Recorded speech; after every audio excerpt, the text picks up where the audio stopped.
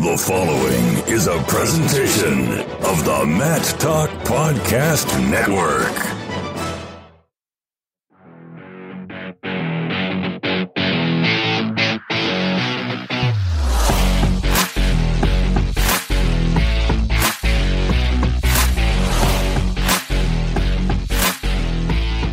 Welcome to On the Mat. I am Kyle Klingman of the National Wrestling Hall of Fame Dan Gable Museum, joined by a man whose voicemail box is always full and not accepting messages at this time, Andy Hamilton of Trackwrestling.com.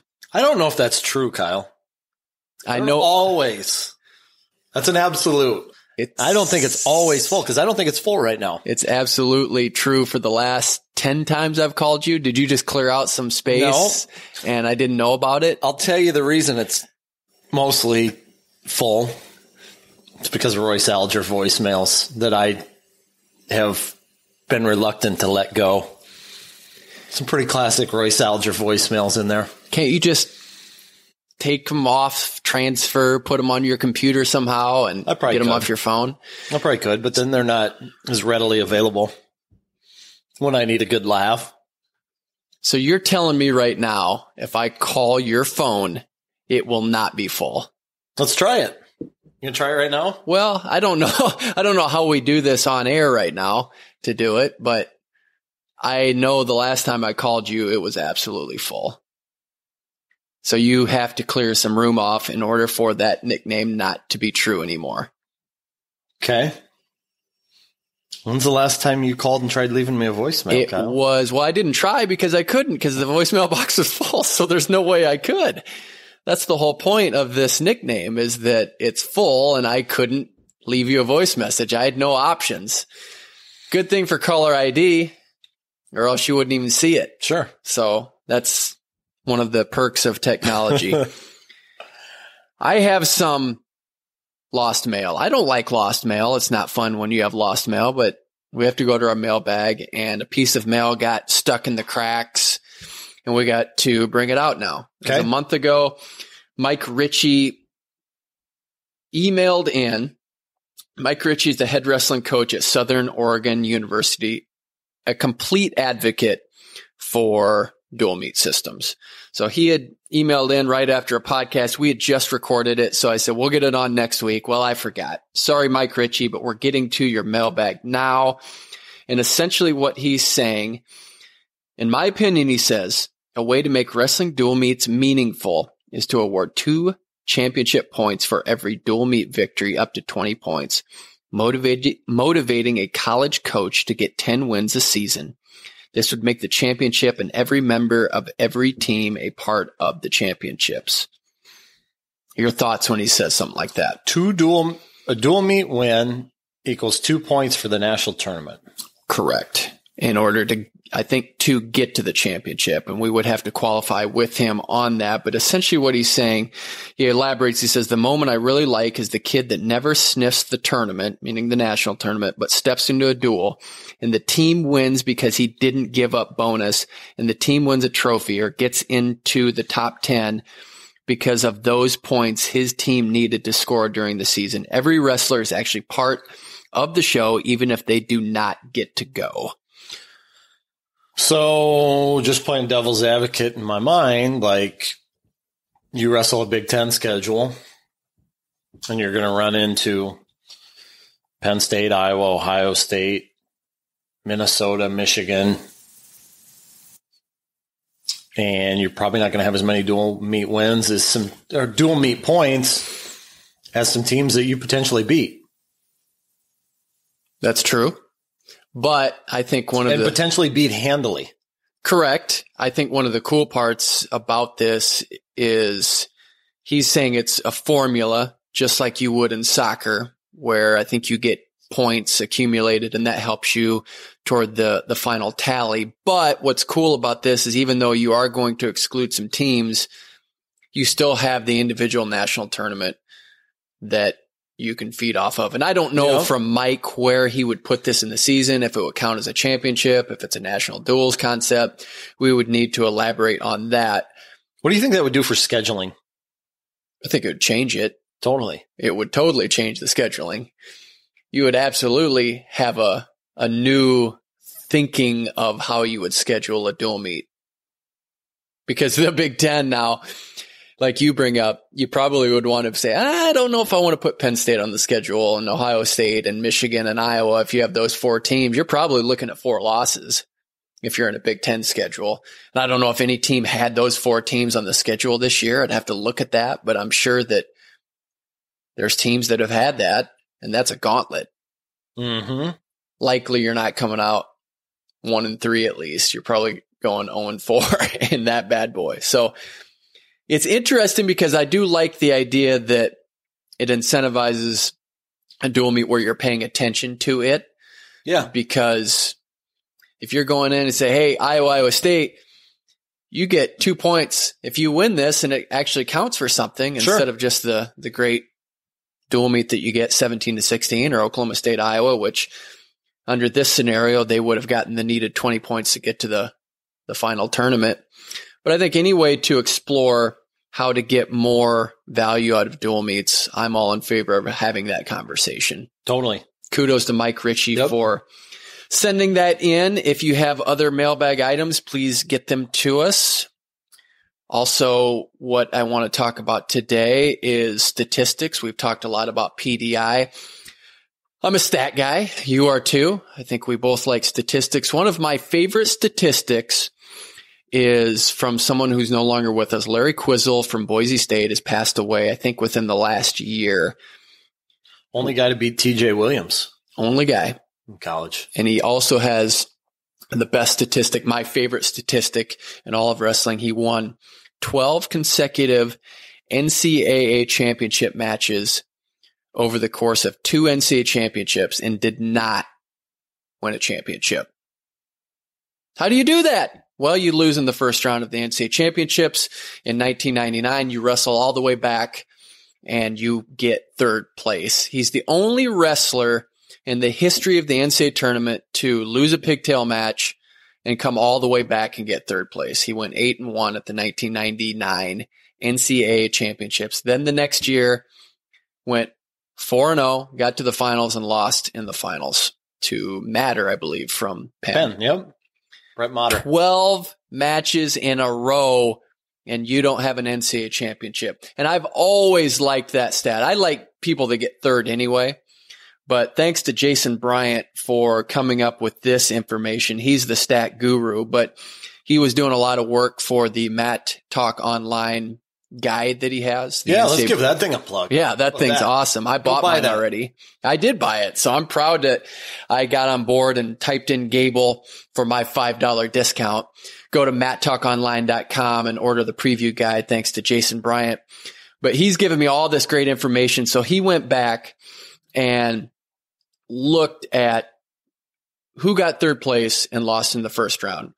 1996 was the first year that they allowed that to happen. It used to be that time where you had to lose to the champion, or if you lost in the first round, you couldn't come all the way back. So starting in 96, regardless of who you lost to, when it was, here are the people that have lost the first match of the tournament, came all the way back and got 3rd. John Lang, Larry Quisel, who is the king of it because he lost in the pigtail, the only person to do that. J.D. Bergman, Dustin Minotti, Donnie Vinson, AJ Schopp, Zach Epperly, and Emery Parker.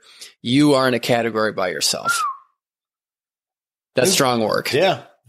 I knew J.D. Bergman was in that category. I remember him. What was that, 2006 in Oklahoma City? I think that one was 2004. And then in 2006, here was the other stat that Jason brought up. Bergman almost did it twice. He lost in the first round in 2007, it says, wrestled to finish 4th. He was the only unseeded wrestler to get to 3rd place in the expanded consolation era since 1996. He was awful close to having a double history there, getting 3rd place, losing in the first round, coming all the way back to get 3rd. And then I believe the next year, he made it all the way to the finals after getting 4th and got 2nd to Dustin Fox from Northwestern in the heavyweight finals because he bumped up a weight class. That is my favorite stat. I love guys that get 3rd, even if they lose in the semifinals. I've always like those guys that come back and get third place. Do you have a favorite stat? Does anything pop out to you as something that is like my third place, losing in the first round, coming all the way back? Because it is tough to do when we bring up those guys and I think you come all the way back. I think Penn State winning 16 straight semifinal matches is unbelievable. Yeah. Streak that's still going right now. You got to go back to Jimmy Gillibon losing to Corey Clark. I think is when it started, right? For the streak? Yeah. I think Gillibon lost to Clark in 2016, was it? 2015. Probably 2015, wasn't it? Let me look here. Okay. And as we're talking about that streak, I don't know that I see that ending anytime soon. I think that they're going to have a nice streak, and I think they could get that to 20. 2015, St. Louis. Corey Clark beat Jimmy Gillibon in the semis, and Penn State has not lost a semifinal match since. So 2016 won all the semifinals. 2017 won them all. 2018 won them all. And here we go into 2019, and they have an opportunity with, what do you guys have for at least in the top two for Penn State? How many guys are ranked in the top two? Nick Lee is ranked, I think we got him second right now at 141, and Nolf is number one. Vincenzo Joseph's number one at 165. Mark Hall, number one at 174. Shakur Rashid, number two at 184. Bo Nickel, number one at 197. Man. Anthony Kasper, number three at heavyweight. So based on your rankings, they're all expected to win their semifinal matches and get there. Except Kasper. Except Kasper. Third. Yep. Man, what a streak. So will it go to the 20? I think that's a storyline that needs to be developed. Will we see Penn State get to 20 semifinal wins in a row going back to 2015? That's incredible. Yeah. Think about how hard it is to win one, right? Yeah. How hard it is for a team to get one guy from the semis to the finals, and they've won 16 straight. That's ridiculous. Mm-hmm. That is absolutely insane. Do we know what the second closest is? I haven't done any research on it. I don't even know if that's a record. I don't know that it's a record, but you were asking me for a stat. Yeah. No, that's a stat.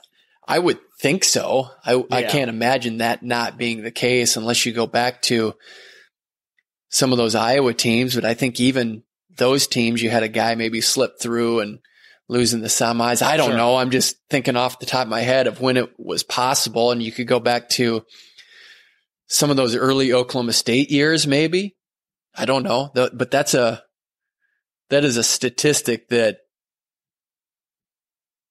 just makes you scratch your head when you think about, almost leaves you speechless on what that does and how dominant you are during that run. 16 in a row. We'll follow that with Penn State. See if they have an opportunity to go for 20 in a row here in 2019 in Pittsburgh. We want to make sure we get to a segment that we enjoy, and that is Kasper's Corner. We haven't had this for about a month. We had a lot of conversation about Kasper's Corner after the last one, Shane Sparks being one of those. Shane Sparks lit me up. He did. He absolutely tore into you because you took the opposing view that he did, and he was livid. You put it on speakerphone right here, and I heard the 10-minute rant. I'm going a little embellishing here, is probably 5 minutes, but it was a solid 5 minutes. He was fired up too, wasn't he? He was. He said, you win it. He said, if you get there, you got to get it done. I don't care if you reached your full potential. And then didn't he backtrack a little bit? A week later, okay, he was backpedaling faster than an NFL defensive back. Yeah. So where does he stand right now? Any idea? I think he's certainly more in the middle than he was at the beginning. It's an interesting question because it's not black and white. There are a lot of shades of gray in the middle. Repeat the question, Kyle. Well, the question was, what would you rather have? Would you rather place second, knowing that you reached your full potential, or win an NCAA championship knowing that you weren't your very best? And there's just no way of knowing that, which is why the question's so compelling, because how do you quantify any of these numerically because you can't. It's just something internally, but it's a good question because I think that if you backtrack and you say, well, what if you got to the All-American round and didn't place, but you knew you got every ounce of yourself and you absolutely reached the absolute high bar that you got? Or maybe there's a guy that won 2 national championships and you can't luck into winning a national championship. That just doesn't happen. But maybe you could have teched your way through the tournament and you kept the matches close. I think that's the barometer there that we're saying is that did a guy like Damian, well, I think we used the example of Damian Hahn against Ryan Fulsis. Ryan Fulsis, who got second in 2004, he absolutely reaches the potential in getting second. There's no doubt about it. What was his overall record? 54-46 or something like that. For his career? Yeah, for his career when they announced it. That dude who hadn't even qualified for the national championships up to that point, he reached his max level in 2004 and got second place. He went above and beyond. Well, I think the thing that's interesting about the question too is you don't know how close to reaching your potential you are. Like that was not part of the equation, right? Am I 99% of the way to reaching my potential or am I 59% of the way towards reaching my potential? My thinking with it was that if in my head I know that I cut corners and there are some stones that I left unturned, I'm probably always going to cut corners in my life because that success has masked what deficiencies I have in my process and how I go about things. And ultimately, in some way, shape, or form, it is going to catch up to me. But I think what Shane would say, or at least in his initial rant, was you got second. Hey, if you can win that darn thing and get yourself a national championship, you go ahead and do it. It doesn't matter if maybe you were at 90% capacity, you get on the stand and you become a legend for a lifetime.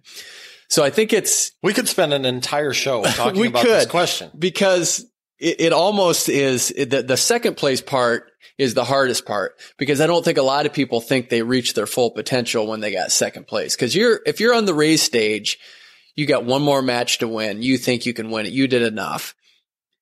The question becomes too, did you reach your full potential getting second place? Could you have done a little bit more and gotten there? Especially if you're in a close match, but you say, I maxed out. It's hard to, again, know how to quantify that and know how to rationalize that. The other part of this thing that I thought about afterward too is just how many people are invested in your success. Coaches, friends, family, and they share your joy, they share your pain. And if you're on top of that podium, they're celebrating too. And if you're not, they're dealing with the heartache as well. They sure are. What do you say we let Jacob Kasper chime in on our question that we had from Kasper's Corner last time? And let's get a new question from Kasper in this week's edition of Kasper's Corner.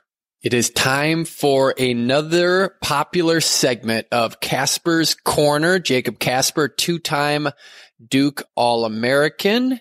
And we have to set this up first. Your last Kasper's Corner got quite a bit of heat. We had some people arguing about it, saying that if you get a chance to win a championship, you should take it.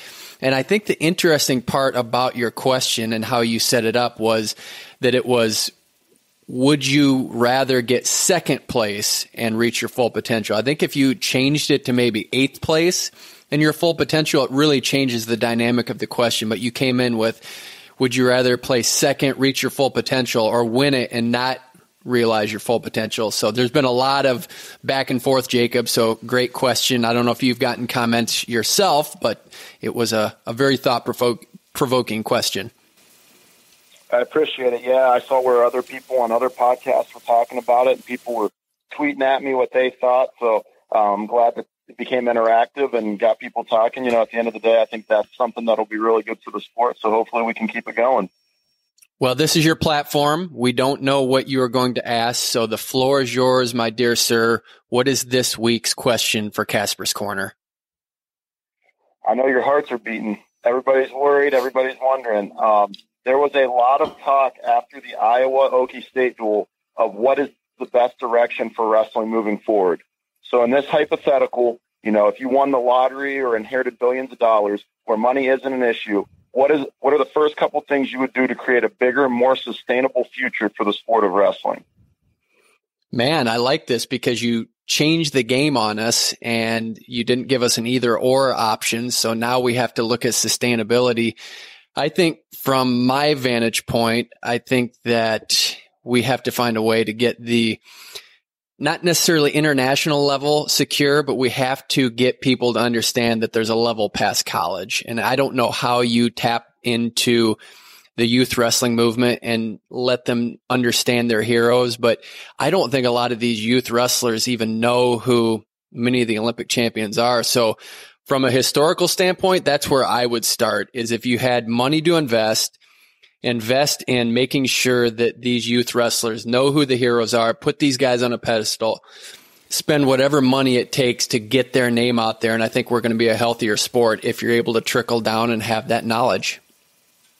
Andrew? What ways would you go about that? How would you educate the kids? What do you think would be the best route? I think somehow with social media, I think that's the platform right now. So whether it's an Instagram post, or I don't know if you start an Instagram account, but somehow get these guys out there so there's an awareness. And with all of these youth tournaments that take place, I think one of the best ways is to let them interact with them. Bring Kevin Jackson, Henry Cejudo, get them there over and over and over again.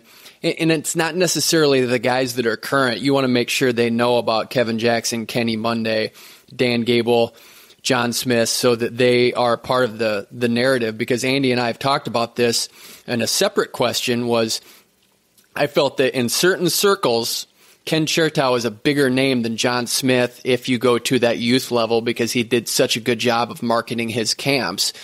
I don't think you'd necessarily see it that way in baseball. Derek Jeter, Alex Rodriguez, they're the big names. You have to know who they are, even if you're not a baseball fan. So I would invest a lot of money into making sure we know who those stars are. And I think that brings a lot of cohesiveness to the sport. Your thoughts? I had a couple different ideas. I think we're on the similar thought train of who you have to target. You have to target fans that are young, maybe even potentially new participants. I really had the idea, and I like the idea of doing like an animated type movie. I think those Disney movies with like Pixar and animation right now have been hot for like the last 2 decades. And if you could do a wrestling themed type movie where it could educate those kids about not only the sport of wrestling, but who some of those heroes are, and really just get a new fan base, a whole bunch of new families starting wrestling, it could be really, really good, could pump a lot of new money into the sport. And then it would be really, really big to incentivize world titles in that international level, like you were saying. So the first thing I would do is probably get the animated movie going in order to increase participation and bring awareness to a younger age group so that the future looks stronger. I read somewhere that participation numbers were the highest after the movie Vision Quest for our country, which I thought was really, really interesting. And then after that, I would look to incentivize the world title and really get it onto, some of the mainstream media so that those kids that, are new fans now can watch some of their heroes compete for world titles that also have a lot of money at stake. I think you're right on that, because if you go with the movie Space Jam, where Michael Jordan was in that, I think they did a remake. I remember Larry Bird saying that he gained more popularity from that movie. He got more recognition, people saying, hey, I saw you in Space Jam, than they did with him being in the Boston Celtics. So there's the power right there of some sort of an animated movie. I don't know what we would call it for wrestling, but I think you really are onto something there with some sort of a movie that gets kids watching it over and over and over again, because that's the repetition. That's how you learn names. So Larry Bird picked up an entire new fan base because of an animated movie. And I think that's the direction you'd like to go. Yeah, absolutely. I mean, I remember my baby cousin had a Finding Nemo DVD that got played to death. And I was looking recently on Instagram, social media, like we were talking about, and I see UFC champions and people, and, they have 1 million followers on Instagram, which is crazy. But then you look at some of these mainstream media people who are just on, entertainment news and sometimes act, and they have 160 million. And you're just like, wow, why is there such a discrepancy? And you could just tap into that mainstream media and get more awareness and more eyes on the sport, I think people would appreciate it for what it is. And maybe, you know, start really investing in the sport as a whole and getting their kids and their families involved. And I think that could be really, really good for the sport. Any thoughts, Andy? I am taking a lot of money and I'm pouring it into fully funding some programs out west. USC, UCLA, San Diego State, Arizona, Washington State, Oregon, and protecting the territory that we have out there. You look at the state of California, we got 25,000 participants at the high school level, and we have 5 Division I programs. And one of those 5 is Stanford, which, unless you're Kyle Klingman, you're not getting into Stanford. Jacob Kasper can probably get into Stanford as well. He's a pretty bright guy, but I'm not getting into Stanford. I know that. So I'm looking out for the guys like me and trying to find more opportunities for the up and coming wrestlers out west. And also that will benefit the programs like Arizona State, the 5 programs I mentioned in California, Oregon State, that are really strapped for, you know, one of the big challenges that those schools face is getting teams to come out and travel out to schedule home duels. They have a hard time getting home duels just because of the travel time and expense that's involved in it. So I think protecting what we have and growing what we have out west is critical for I think wrestling's long-term health at the college level. Also, it gives some of those young athletes out west something to look for and shoot for. After that, I'm looking down in the SEC and trying to get back what wrestling once had in the Southeastern Conference. We had Kevin Jackson on as our guest last week. 3 of his first 3 years of college were at LSU. And then all of a sudden he's looking for an opportunity because LSU drops their program. And so trying to bring back those programs, strengthen those programs, and also, build upon what we have. Those are the first things that have been in my mind. Believe me, I've thought about what would I do if I won the Powerball jackpot, and I start thinking about programs like that where wrestling is scholarships. Would you endow coaching positions? How would you secure the future at those universities? Absolutely. Yeah, absolutely. It would be, they'd all be endowed. You said money's not an issue, right? Right. We're gonna make sure that we spend it up front and secure a really sturdy foundation. Get some top-notch coaches in there as well to give the programs a chance to get off the ground and flourish in the beginning. I think, like I said, first and foremost, you would go to areas where wrestling is strong at the high school level. And then after that, to give you the best chance to succeed in the beginning, you know, to field a competitive team where, what is it? We're less than like 1% of high school athletes across the country have a shot to go Division I. Is that what it is? Something like that, I think. I think we need to bump that up where we're more competitive with other sports. Jake, on that, when Andy's talking about that, you attended Duke. Do you feel like Duke is on solid footing? Are they going to have the program for years to come? I don't know. That's a good question. You know, that's something that I was just going back and forth on in my mind, because I feel like if you put the money into it, then the university is just never going to have to invest anything. And while they'll let you, you know, operate, I don't know if they're ever going to really back you and strongly push, you know, the program and push it to locals and really try to get that out there. I think instead they're just going to not do anything with it because if they were to cut it and reallocate those funds, it'd be more negative publicity.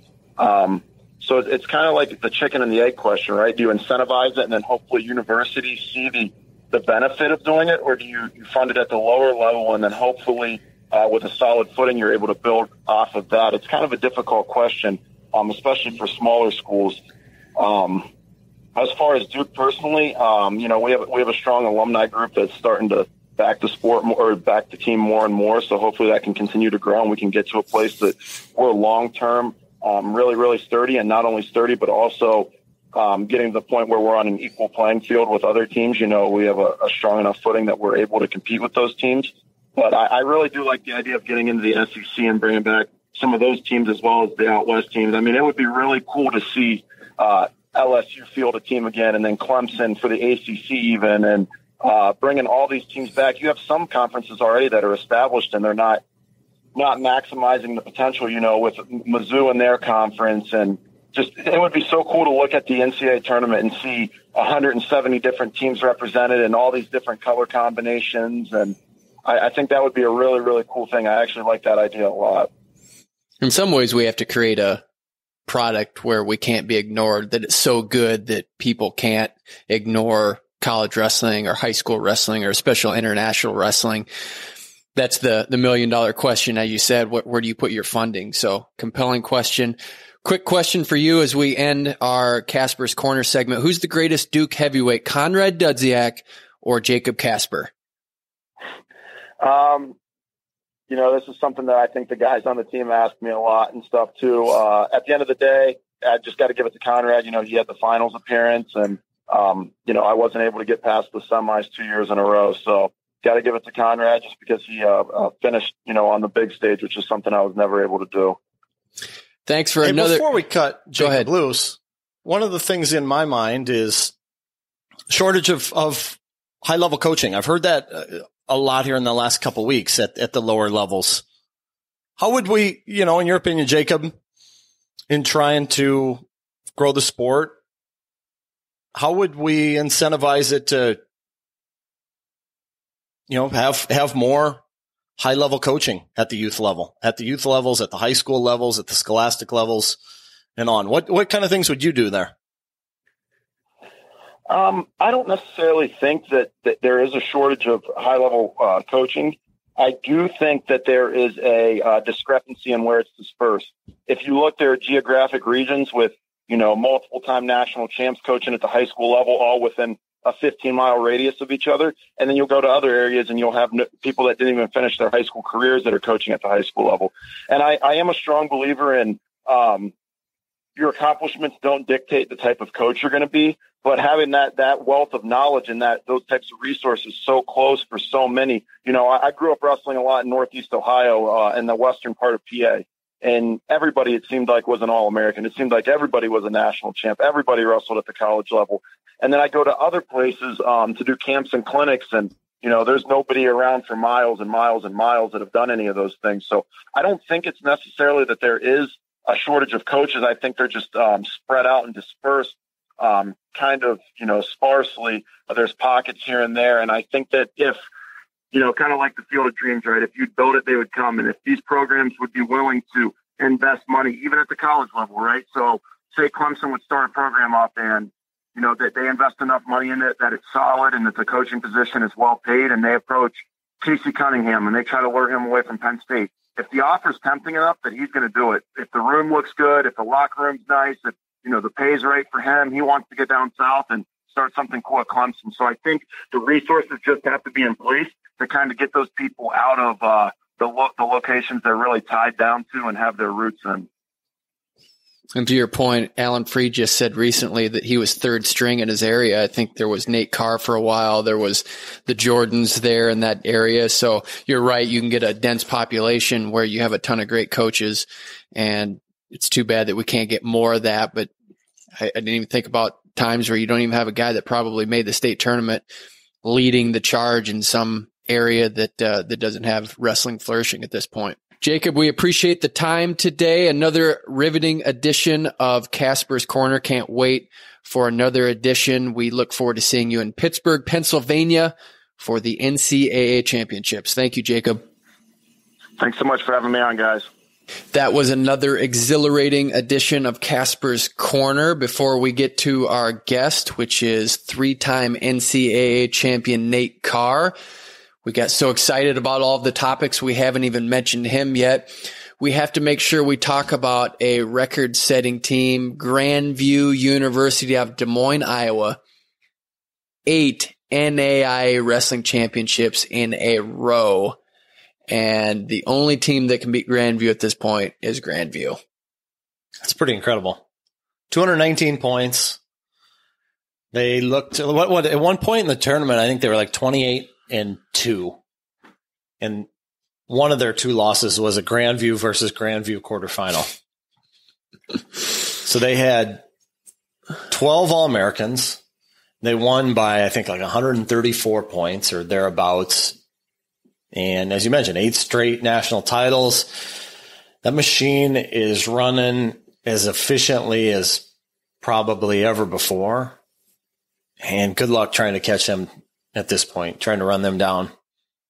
When people ask why, you were in Des Moines. Do you know why? Why are they this successful? I think part of it's Nick Mitchell. I just think he has a great formula. I think he's a outstanding coached by Jim Miller at Wartburg, and I think he understands how to reach these guys. But like anything, there's a lot of pieces that go into it. And I think when you have athletic administrative support, which Grandview has, I think they want to, as a university, win championships. And when you have that backing, it makes it a lot more efficient to be able to win a championship. Yeah, they got a lot of support internally there. And as you mentioned, Nick comes from the Wartburg system. And you ask why? Well, why has it worked for so long for Wartburg? There's probably a lot of parallels between the two programs. And then also just really the never be complacent type of attitude in there. They went, they have 6 guys in the finals, and they only won 2 titles. Granted, they weren't going to win. They were going to take a loss in one of those because it was a Grandview versus Grandview final at 149. And I think Nick's answer to that question, when I asked him about that, I said, how weird is that?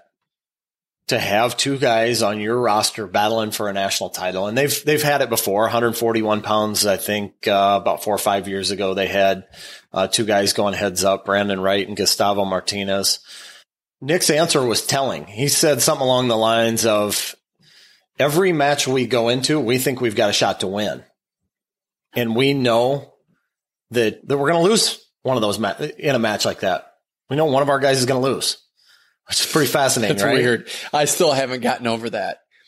It's so foreign to me to think of a championship finals where you have 2 guys. And I guess it was kind of like 2016 with the Olympic trials with Ramos and Dennis. Yeah, it feels that way. And it's just awkward, I would think.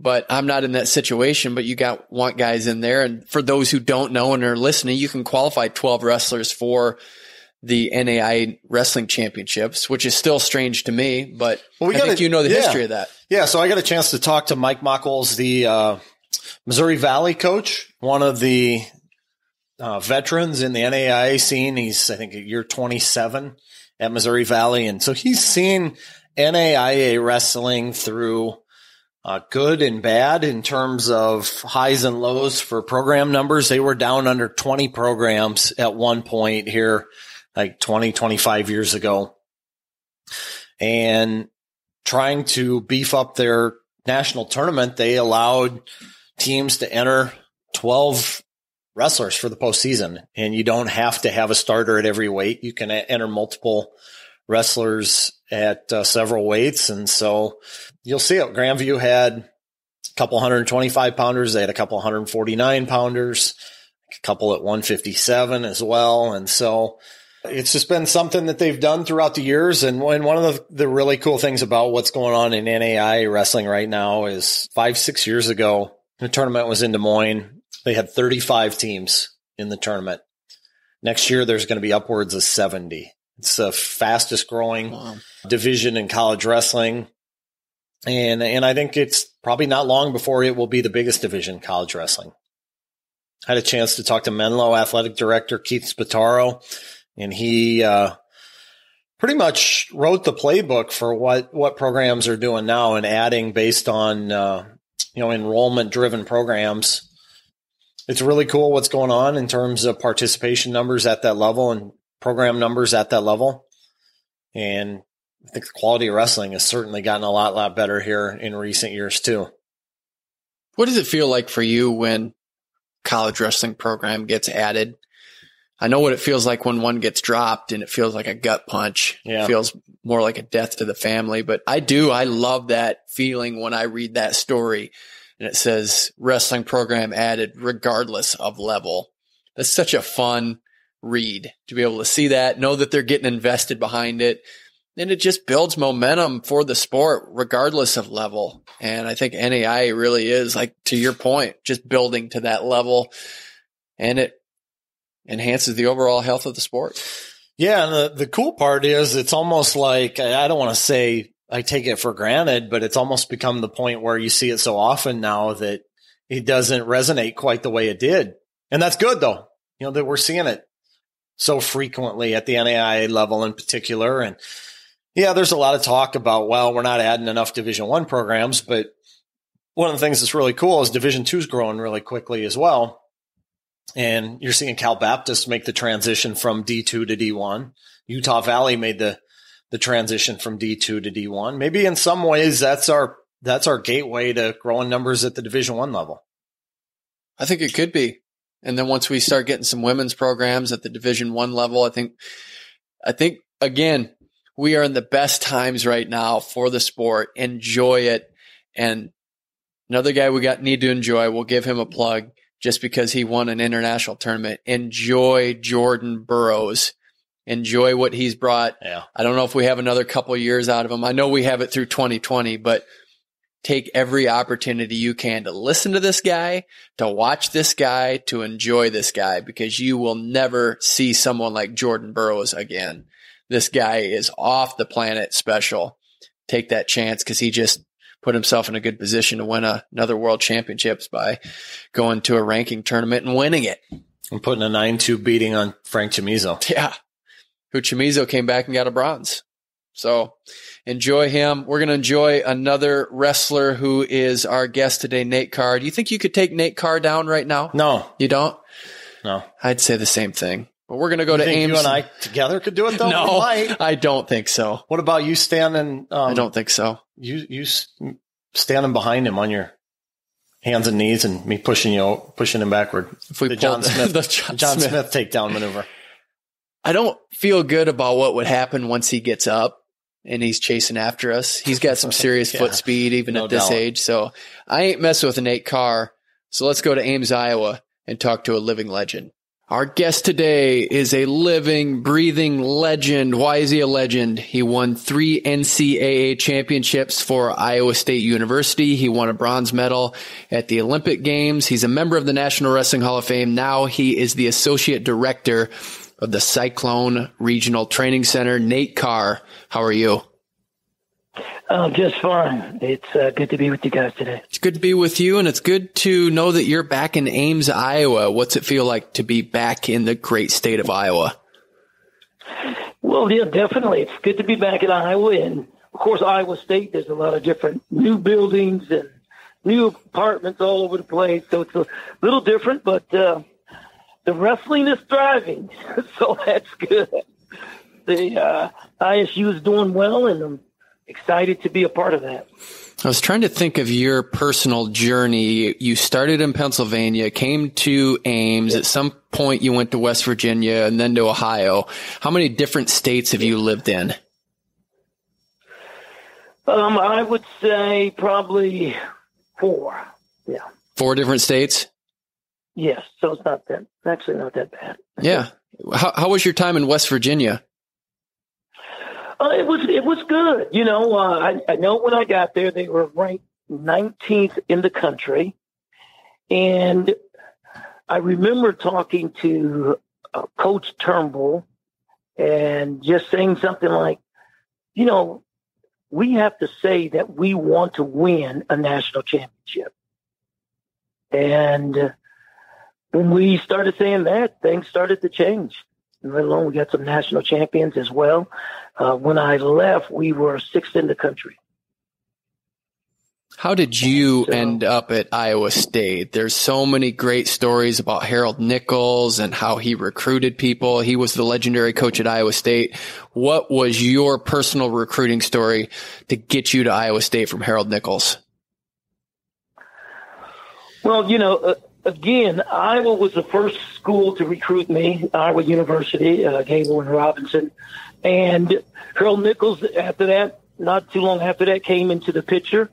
And, you know, what's interesting, you know, thinking about it, is that neither Gable nor Robinson came to my house. So when I connected with Nichols, he came to the house, you know, right away, came to the house.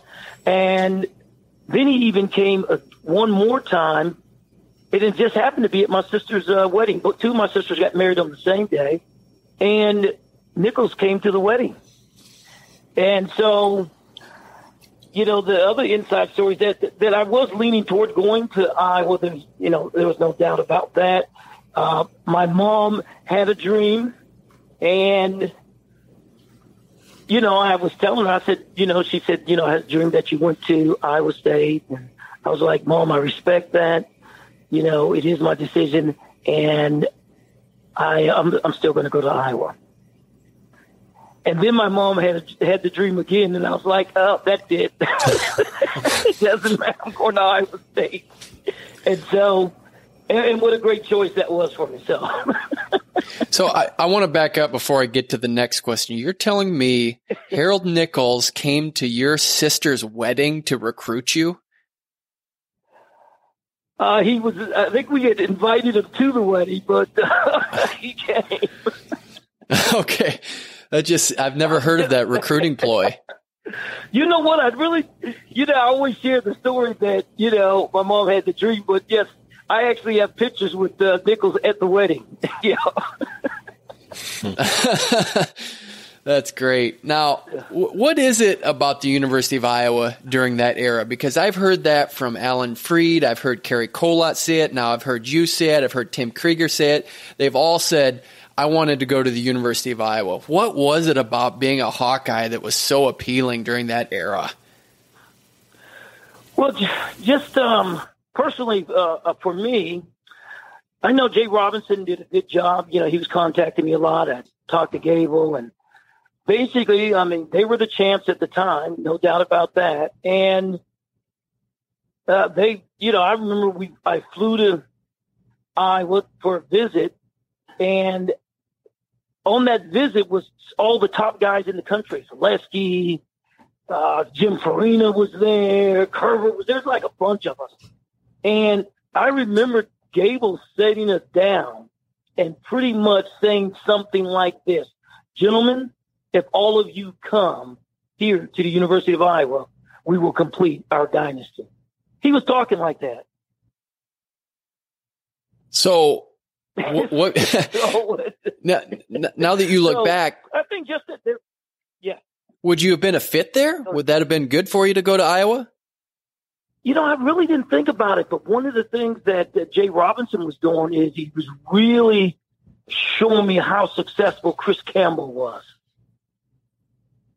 And, you know, and they were sending me a lot of things on Chris Campbell and how well he was doing. So that, you know, that attracted me. And pretty much I was definitely leaning that way. Are you glad you ended up being a Cyclone? Champs. You won 3.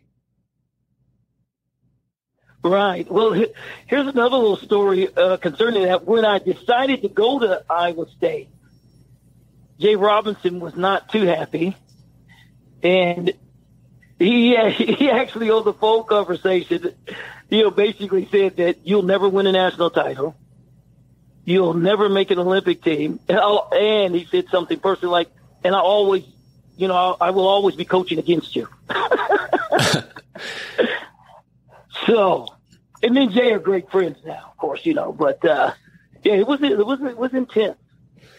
Did you take the same sentiment that Tim Krieger took, that whenever he wrestled a Hawkeye, he was going to take it out on him? Right. Yes. You did? Yeah. Well, I just, you know, I didn't like losing, period, but definitely, you know, I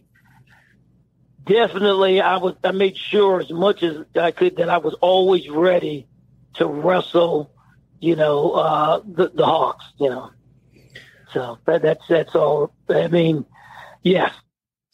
I like the intensity. I like the crowd. It was, I mean, you know, lose or win, you know, you were ready to do battle. You wrestled at 150. Jim Zaleski wrestled at 158. Why did you bump up to wrestle him? Yeah, really didn't think about it. I basically, Nichols thought, you know, hey, just let's go up. So I actually it was like a late thought for him. He's like, you know what? Why don't you go up? So I actually made 150 and then went up. And so when I went out to the wrestle gym, of course, I wasn't afraid, but he was definitely bigger than me. And he was just too much, just felt strong, big on top. And, I remember watching the match, and I was thinking, if I wrestle that guy again, he's not going to beat me. And it proved true. I mean, I wrestled him 3 times after that. I pinned him, and I don't even know if he took me down after that. So, in a match. But he definitely did in the dual meet, and I'll never forget a fan from Iowa coming up to me saying something that just kind of rhymed, but she said something like, I think I got beat by 10 points, 12 points, I can't even remember, but she said, "Nate from Iowa State, you wrestled great." So she was really giving it to me. And when she said that to me, I'll never forget it, Jim Zaleski was just a couple steps away from me. And I said, I lost tonight, but there's no doubt I'll win the national title. And then I said something like, right, Jim? And he was right there. He's like, just nodded his head. So. All right, let's go back to 1981. Randy Lewis breaks his arm against Jim Gibbons, dislocates it. Crazy. Comes down to Dave Ozenbaugh. Dave Ozenbaugh gets the pin over Lou Bannock, and out of the screen, I see Nate Carr running as fast as he can and plows into Dave Ozenbaugh and absolutely mashes him. Chris Campbell comes from behind, does the same thing. I've never seen anyone run so fast. What were you thinking? Dude, I was just excited. I wanted my teammates always to win. So I was really into my teammates doing well. And so that was my first passion, that, as a team, I wanted them to get those guys to do well. And when Ozenbaugh did that, it was just like a dream come true, that we're beating the Hawks, not to mention that Gable came from Iowa State and at Iowa. So we really had a passion to go after those guys. And I thought, especially during my era, I thought we had the better teams, but man, somehow the Hawks, they would just pull it out, but that one time there, it definitely didn't happen. And then for Ozenbaugh to do that was just unbelievable. That crowd just went crazy, and so did I. It was awesome. There's never been a reaction like that. I've never seen a pick pile on a guy after a dual meet. It was like a basketball game when you hit a game-winning shot. The police had to get involved, had to get him off the pile, and I'm surprised Dave Ozenbaugh made that out alive. Really, we were just so excited. And then, because Ozenbaugh really wasn't supposed to win, right? Oh, he's getting crushed. Yeah, right. So hence the excitement that he does like a roll or whatever, he just rolls on top of Bannock and pins him, and we win. And so it was just, he was the hero that night. And Jim Gibbons was ready. I remember Jim Gibbons getting ready for, Randy Lewis. And, the thing about, even when I was getting recruited, remember they sent pictures of Chris Campbell, they recruited me. Well, when I picked Iowa State, Chris Campbell left Iowa and came to Iowa State. So he was my coach anyway. So it really worked out well for me. But to tie it into Jim Gibbons getting ready for Randy Lewis, Chris Campbell had Jim Gibbons practicing a high crotch where he would hit it. As soon as he shot it and hit his knee, he would bounce off his knee, drive it at an angle to the opposite leg, and lift in the air, so he could get the takedown, because Randy Lewis was just like a cat. You could throw him up in the air, man. That dude's coming back on his feet. And so, Jim Gibbons was ready for that. And he must have did that shot that he hit on Randy Lewis hundreds of times.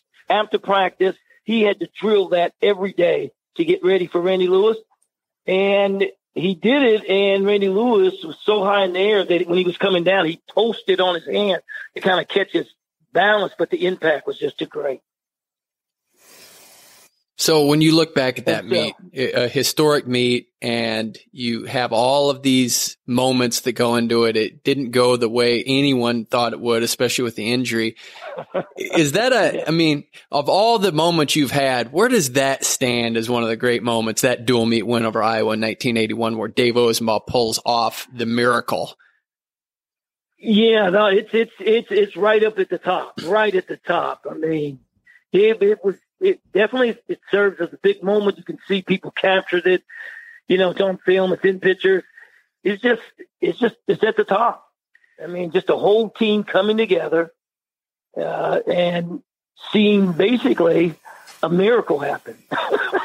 And you were always a cheerleader for guys. You always were behind your team. Yeah. Was that something you always wanted to be part of and just be a cheerleader for the other guys on the Iowa State team? Yeah, you know, especially when I started to do well, you know, my dream was always for my teammates to do well. And I remember wrestling matches where I was so into them winning that I mean, literally I almost forgot that I had to wrestle.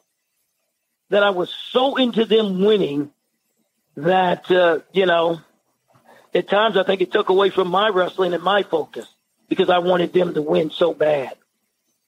And to me, that's what it's about, to really have that passion for your teammates.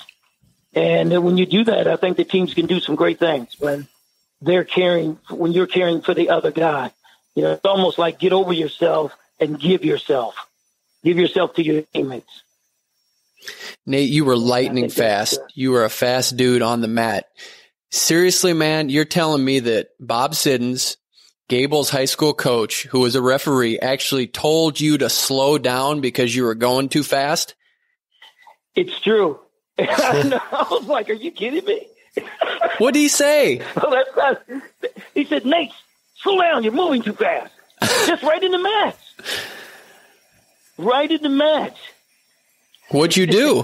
And Dave, no, I just kept wrestling. I just kind of blew it off, you know. And Dave Allen said one time he was refereeing a match. And, you know, he told me his story. He said he's right out there. He has a side judge, and the guy shoots on me. He said I just levitated in midair and was behind the guy before he knew it.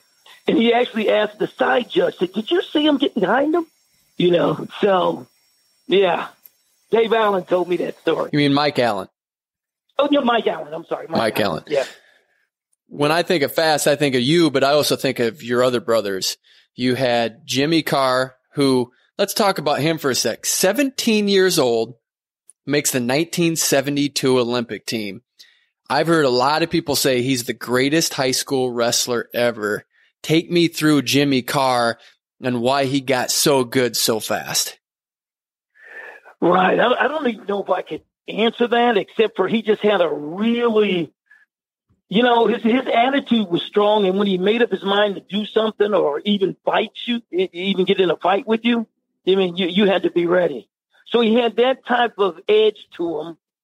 And I think he really kept it simple, you know. Hey, I'm faster than you. I guess if you can't stop me, you know, I'm taking you down.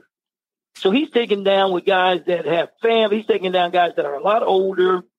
And he just didn't let the physicality, he didn't let that stop him. He didn't let the fact that they had a family sitting in the stands, you know. He didn't let any of that stop him. He really just focused on taking you down and putting you on your back, whether it was on the sidewalk or mat, you know. Yeah, just a really good attitude, and he really did not take it easy on me. You know, so, I mean, pretty much I got beat up by all of my brothers that were a little older, and and you know, he's your brother, so, I mean, I know he's tough, but I'm thinking, man, I can get this guy.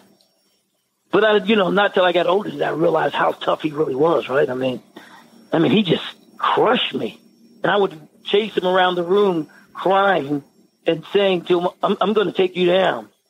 And he would just shout at my brother Joe and say, Joe, tell him I'm not letting him take me down. And I'd just chase him around the room crying. And he would often remind me of that as well. Well, you have an interesting family history with Fletcher and all of the Carr brothers. Yeah. Growing up in an environment like that, it's almost like you just have to get good or you're not going to survive. Right. Is that right? That's true. I mean, I know, they wanted me to win. They put a lot of effort and energy and talking to me about wrestling. And yeah, but it was definitely a competitive family because I'm younger and I would go to these practices and man, I was just getting tore up. I mean, one of the stories I use to motivate people is Jimmy came back from the Olympics and pretty much let me wear his Olympic uniform to the tournament. And I talk about how powerful the uniform was. And literally because I had the uniform on, I got to the finals. Because guys just rolled over. I mean, they were like saying, no, that's Jimmy Carr, Joe Carr, Fletcher Carr, that's their brother. Man, look at that uniform. And the uniform and the history of my family pretty much scared the guys that I made it to the finals. The guy in the finals though, didn't really go for the warm-up, though. So I ended up losing in the finals. But, yeah, Jimmy was just unbelievable. And to go back to your initial statement, he is definitely one of the greatest high school wrestlers ever because he made the Olympic team at 17, but he made the world team at 16, right? He made the world team at 16, man, senior level. And he plays sixth or something, I think.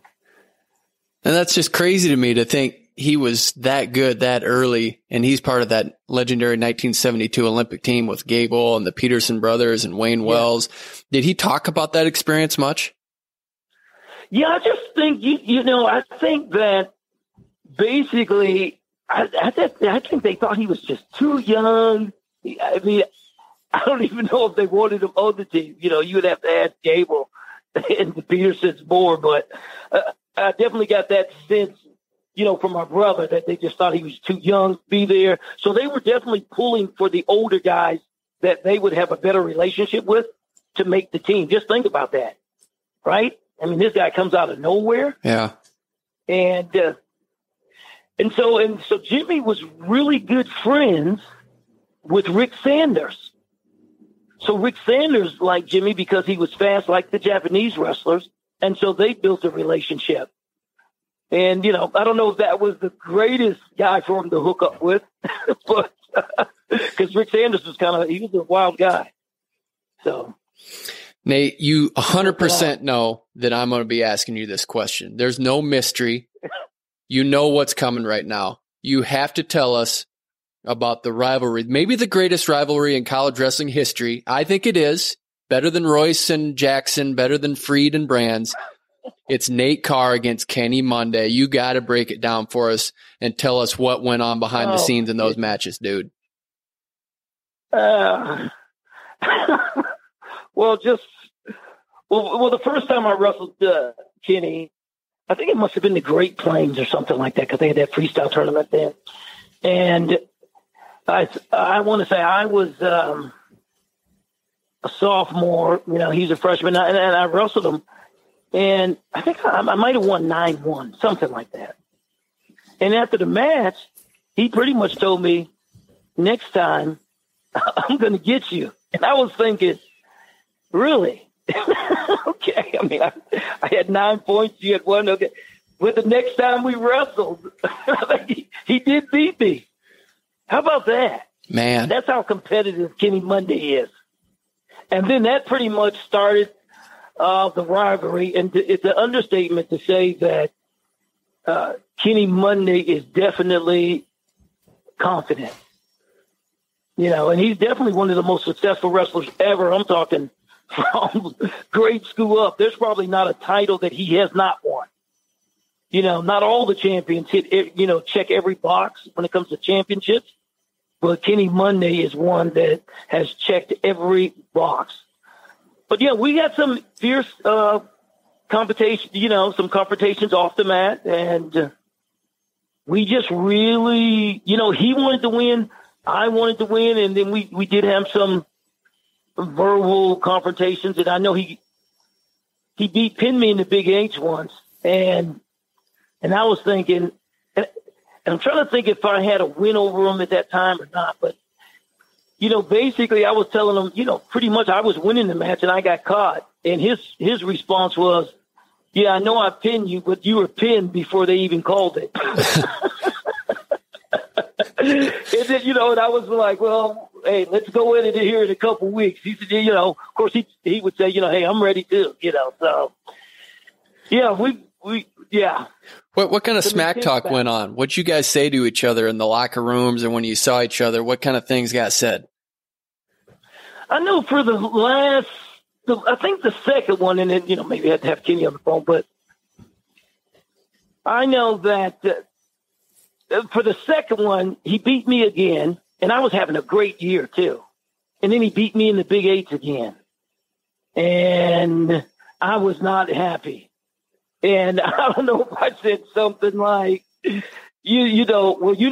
it really counts is that match, in a couple of weeks, that's the one that really counts. And I don't know if he was like saying something like, "Yeah, I'm getting it this time. I'm bringing my gun. I'm bringing my candy." I don't know. We were just talking smack. And I think I might have said something, "Well, okay, well, just don't forget that battery for your heart," And we met in the finals again, and it was crazy. I thought he wrestled the match in Oklahoma. I thought he really wrestled well, and I did enough to come back, stay in the match, and end up winning in overtime. And yeah, he really wrestled well in Oklahoma City. And I remember he took a break during the match, and I remember saying to myself, either because he had a caution, one more caution, I'm going to get a point, which is going to tie the match up, and we go into overtime, or I'll have to take him down. So when he took the break, that's what I was thinking to myself: either I'm taking him down, or he's getting called for stalling. And when he came back from the timeout, I literally just went crazy attacking him, and the ref called him, and we went overtime. And I never forget, just dripping sweat, going back to the corner. Of course, Nichols was there. It seemed like Anderson was there. Willie Gatson was somewhere around. And Chris Campbell, I sit down in the chair, dripping sweat, and Chris Campbell says something like this: "This is incredible. This is right where you want to be. This is amazing." And I was thinking, yeah, you're right. And what he was saying is, I had beat him in overtime the year before. And what Chris is saying, dude, this is incredible. This is right where you want to be. You got this match. And I went out and won 5-2 in overtime. Didn't the moms get involved, though? Didn't they talk some smack, too? Yeah, that was the other championship. When he had beaten me in the Big Eight again. And I think it was like at an after gathering. And Willie Gatson was with me. Coach Gatson was with me, and Kenny was there. I think his mom was there, and she was basically telling me that, "Hey, my son's we're gonna get you. We're gonna get you this time." And she was pretty tough. Kenny's mom was pretty tough, so she was to say that she was convincing the understatement. She was like, "Hey, my son is going to get you." And I think Wooly said something like, "Ma'am, I think your son should go another weight." And that's kind of where it ended at. Now, another guy you wrestled internationally, Andre Metzger. Did you get up for him? Yeah, Andre Metzger, I don't think he liked anybody he wrestled. So I don't think I got his blood pressure up as much as, he wanted to win. And he's another guy that's super competitive. And, Metzger was interesting. He invited me to work his camp. He had a camp, and he invited me to come. And I think of course, he's just going to scout me, right? And I kind of knew, he was checking to see if I was going to go down to 49, or was I going to stay up at 63. And so he invited me to his camp, and he was like, "Hey, let's get a workout." I mean, we were trying to kill each other. We were bleeding. He was bleeding. I was bleeding. And we were just going at it. He was trying to break my limbs off. I mean, it was just us in this room going at it. And I remember throwing him one time, and I said, man, they should give me 10 for that. Oh, it pissed him off. And he just came just running after me, But at the end of it, he was trying to convince me, man, hey, you could be Chills, you could be Monday, but if you come down, you'll have to wrestle me. I'm thinking, I just threw you all over the place. But anyways, so that's kind of the story there. Now that you're back at Iowa State, one of the criticisms when they hired the staff, Kevin Dresser's from Iowa, Brent Metcalf's from Iowa, St. John is from Iowa. They didn't have any Iowa Staters. You're there. Do you feel like that took a little bit of the sting out of having an all Iowa staff? Sure. For me, I just look at, we're here collectively to win, and how about Gable left Iowa State, went to Iowa, helped them win. These guys coming here to Iowa State, it's just really about winning. That's how I look at it. Nate, how did this job present itself, and what does your role entail? Well, basically, the big thing now is that a lot of colleges have the RTC, and basically it's about, one, the RTC, you get to work with the high school guys and to get those guys ready for even dreaming, getting them starting to think, hey, I want to make an Olympic team. So I want to get good at freestyle. So it really opens that opportunity. And even for the littler guys too, if you have like a freestyle camp at the RTC. But basically you get to do that. And then you get to have guys that are training from the, guys that have graduated and training for the Olympics or making a world team. They get to work out with the college guys that also have that same dream or aspiration of making an Olympic or world team. And so it turns out to be a really unbelievable training tool, not only for the high school level, but also for the college guys to have guys that have graduated and they're still training. So you get that experience of just going down from those different levels, from the guys that have graduated in training to the college guys all the way down to the high school. And I think that's a great fit for the overall of making wrestling better in the country. And it looks like it. I mean, the U.S. is doing well. What is Kevin Dresser's coaching style? You've had a few months to see it. How does he enter the practice room? What does he do that's right? Well, definitely. I think he's put a good staff together. And for sure, I've been around a lot of coaches, and for sure, Kevin Dresser is one of the hardest working coaches, from recruiting to going out and raising funds for the program. And basically, I think he's more of like the CEO that has, a ton of experience. And so he teaches in the room, does an unbelievable job of teaching in the room. And then he lets, his assistants, run the practices as well, so that everybody's on the same page of, producing champions. But he does a good job. Doesn't have a big ego. He's really about putting the best coach in the best position to help the wrestlers to be their best. And he does a nice job with that. Again, he's put a nice staff together, and he's using his staff. With your son, David, going to Iowa State, was that a good fit? Of course, he went there, so clearly he thought it was. But what was it about Iowa State, other than being the school that you attended? What was it that he liked about being there? When he came in the recruiting trip, he really, really bonded with, Coach St. John, and he liked Brent Metcalf, and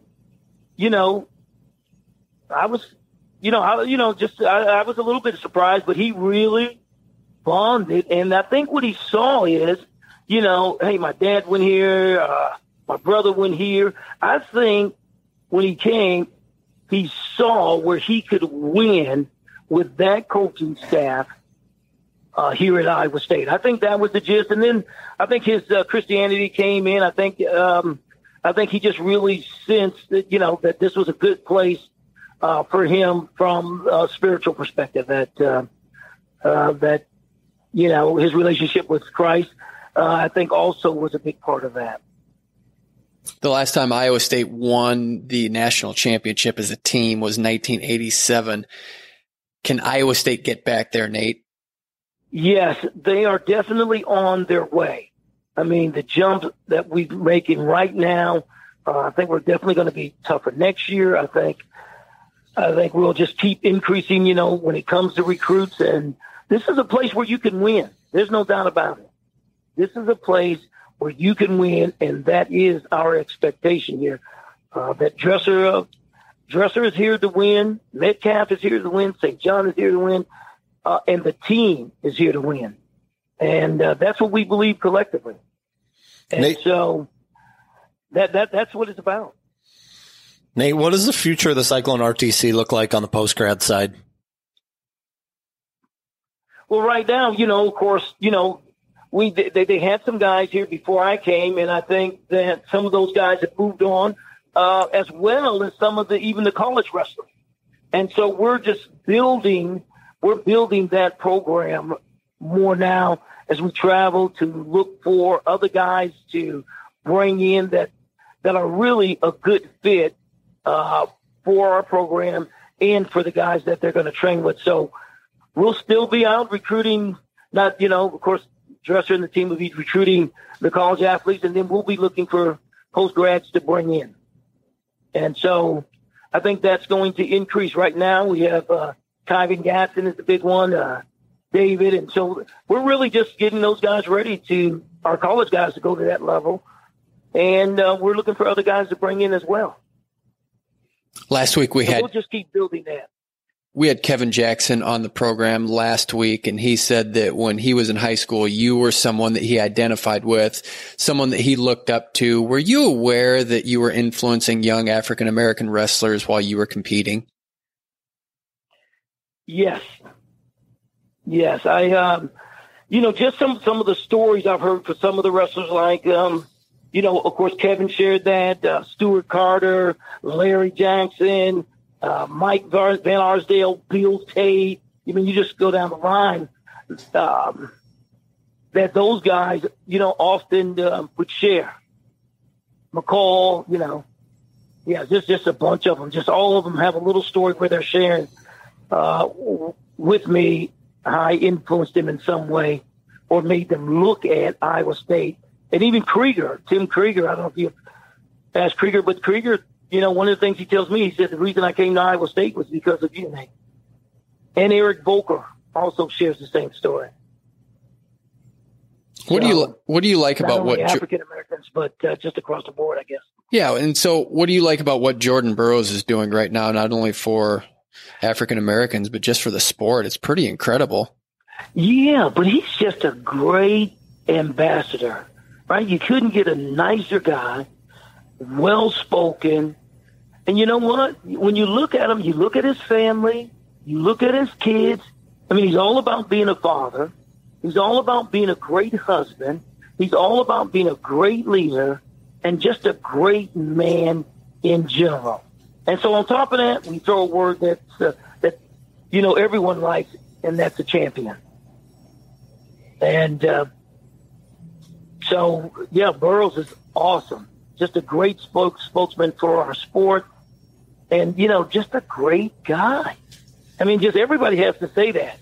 Like, who hates him except for maybe some of the competitors? But that's normal. But what he represents, you can't help but like the guy because he's just a genuine, awesome champion on and off the mat. As we head into the NCAA championships, we know that you won 3 titles. What do people need to know about what it takes to not only win one, but to win multiple championships? Yeah, you definitely have to, I think you have to be focused, and it's so intense that I think often what people forget is that they're drilling. If you're drilling, I always say, if you're drilling 500 high crotches, you need to have 2,000 positive mental thoughts. So you got to weather the storm mentally. It's an understatement that, the way you think is going to determine where you end up at. And so I think that's huge. So you definitely have to be focused. You have to have those mental reps that you're encouraging yourself that you are going to win this championship. And I think you want to take it one match at a time, one man at a time, one move at a time, 1 minute at a time. And I think that's the best thing to do, to have that type of process that will lead you to the championship. And one of the things that I did after my goal coming to college, by the way, was to graduate and then to win one national championship. So once I won as a sophomore, I just basically, my goal was to forget that I ever won.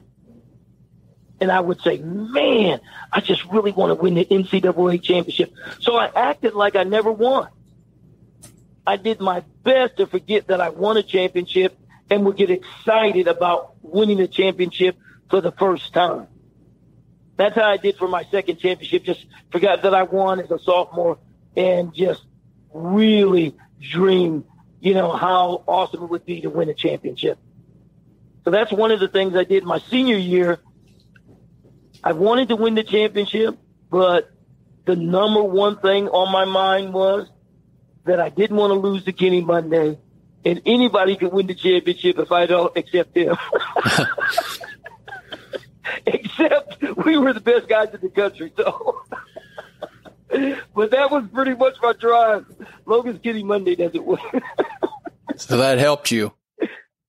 Yes, it definitely. I mean, I could run a couple sprints if I seen him getting his hand raised. Hey, Iowa State's 197-pounder Willie Miklas just lost his father. How's he doing? Yes, well, he has a lot of support. And, I think Coach Dresser was saying, because, of course, he talked to him a lot and talked to the mom. But the mom was saying she really wants him to focus on the wrestling. And then when we come back as a team, Coach Dresser was saying that everybody's going to go, make sure they go to his home going and support the family. So he's in our prayers, and he has great teammates that are going to be there for him, really pushing him. So. Tell us about Willie. What's he like as a person?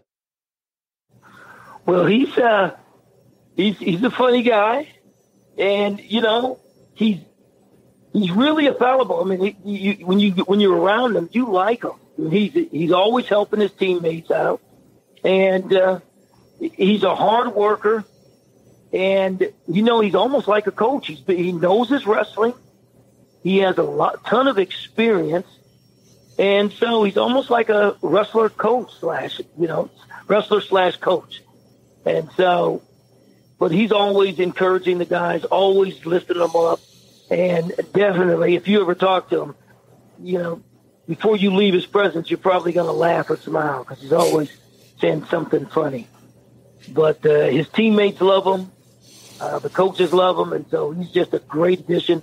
And for sure, everybody's, they're really happy that he's at Iowa State.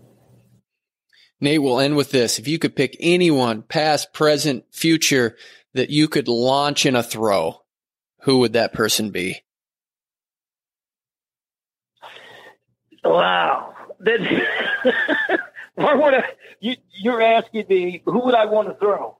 Yeah, and you've thrown a lot of people. You've thrown some people who haven't landed yet. Yeah, I really don't know. I mean, I don't have anyone that come to mind. Back in the day, I mean, if I pick somebody, it'd probably be Kenny Monday or Arsen Fadayev. So, Nate, when's the last time you competed against Kenny in anything, and what was it? Geez, just the wrestling. We're just good friends now. We really bonded. Of course, we trained together, for that 88 team. And he's just a great guy, great father. And we often get together over the summer in Pittsburgh with a friend of mine at his camp. And we work together there, and our sons come. So Kenny's boys are there, and David's there. And, it's a good time. We all get along and all try to help each other. So, but he's a great guy and for sure a great champion. You gave the eulogy at Willie Gadsden's funeral. Have you ever seen anything like that over at Waterloo East High School? I mean, people were just coming out of the woodworks that knew Willie. That was an incredible day. It was, and what an honor for me, a joy for me to do that for a coach, a mentor, a guy that it's just poured into my life. I mean, I don't know if you know this, but he was the best man in my wedding. I didn't know that. No, didn't know it. Yeah. So we were really close, so close to this day that there's not a time when I see his son, Kyvan Gadsden, that he doesn't call me Uncle Nate.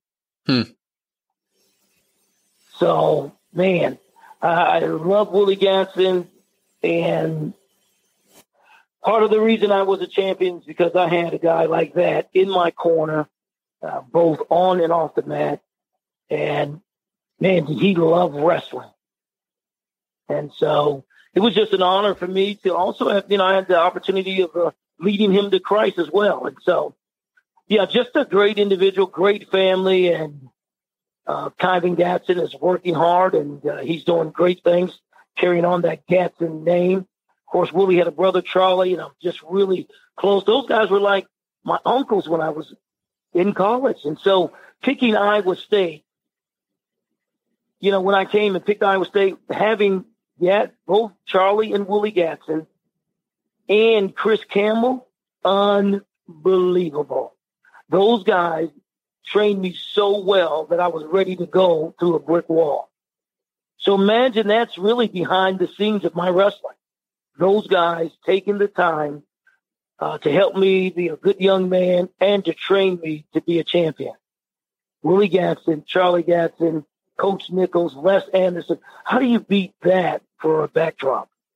And so I was definitely, it's an understatement to say that I was very fortunate. How do you beat Nate Carr? He's a legend, 3-time NCAA champion, Olympic bronze medalist. Thank you for spending this time on the mat with us. We can't wait to see you out in Pittsburgh this year.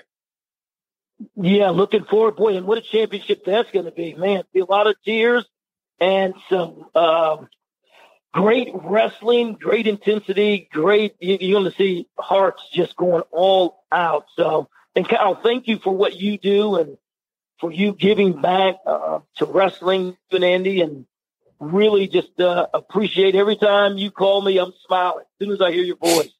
So I really appreciate everything that you do and using your talents to just take this great sport of ours to a different level. So thank you, Nate. Off to you. And there's a 50% chance I'll never ask you about Kenny Monday again. Okay, yeah. All right, and that's the 50% that I probably won't win. Okay. Oh, that's funny. All right. Well, we appreciate it. We will see you out in Pittsburgh, PA. All the best as you go to the Big 12 championships with Iowa State. Thanks a lot, guys. I appreciate it. God bless. That was Nate Carr, 3-time NCAA champion, a legend in our sport. Andy, as we close this out, we go into championship season for Division III, Division II, Division I. We have conference. This is the time of year, man. It's March. It's awesome. And it's going to blow by so fast, but it's fun to be in the thick of this and get insight from someone that won it. And I really, looking back at what Nate said there, when he said he erased the memory of winning one championship and said, I just want the one. Mm-hmm. I don't think I've ever heard anyone put it the way that he put it. I think probably people do that in order to compartmentalize it. But the way he clarified it and said, I just tried to erase that memory and just focus on that one. I liked how he articulated that. Pretty fascinating stuff there on a lot of different fronts, right? Sure was. And that he was in his mind heading to Iowa. I didn't know that either. No, neither did I. And his mom has a couple dreams about it, about him at Iowa State. Yeah. How many people do you think we'll talk to in 20 years that will say that about Penn State? Say, I wanted to go to Penn State, but it didn't work out. They had Nolf, they had Rutherford there, so I had to go to X university. I don't know. I don't know if that's the narrative anymore. I don't know if that happens as much. Yeah, they're just, it seems like, obviously Kale and his staff are doing an unbelievable job there, and they're dominating on the recruiting scene, as well as what they're getting the results on the mat as well. But the thing is like here in the last 20 years, we've seen so many different schools that have been able to produce national champions. And it seemed like, I don't know, at least in my mind, 30, 40 years ago, we didn't see that as much. We saw Iowa, Oklahoma State, Oklahoma back in the early 80s, and then a few more that would come on the scene later in the decade, Arizona State. But it seems like guys are winning it at schools we never imagined that they would. And that started probably about 20 years ago. Jesse Jansen winning it at Harvard. I think that was big for a lot of schools around the country to see that you can go places that are not traditional wrestling powers and still get it done. And I think there's an element too that if you don't like the school you're at right now, you transfer. So I think there's probably not going to be a lot of guys with regret, because I think they're going to find a way to the school that they want to be attending. So I think that narrative probably won't be as prevalent in 10 to 20 years when we talk to these guys and have a time to reflect on what happened in their careers. But it's interesting that you think of all the guys that have said that, and I'm sure you've heard that numerous times, that I wanted to go to Iowa. A guy was at my weight class, so I had to go somewhere else. And Nate Carr was a guy that surprised me. I thought he was always on board with Iowa State. So to know that he was wanting to go to the University of Iowa, that really did surprise me. Well, and it's different now too, that social media, the lines of communication are more open than ever before.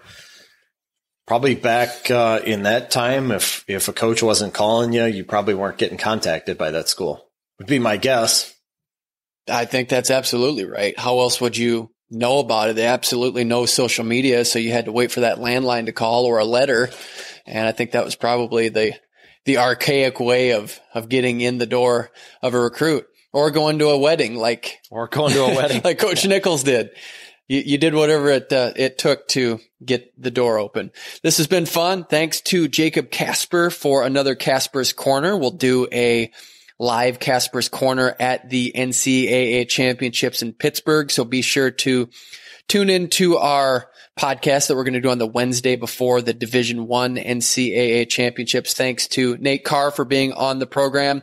As always, thanks to Andy Hamilton of Trackwrestling.com. I'm Kyle Klingman. You've been listening to On the Mat.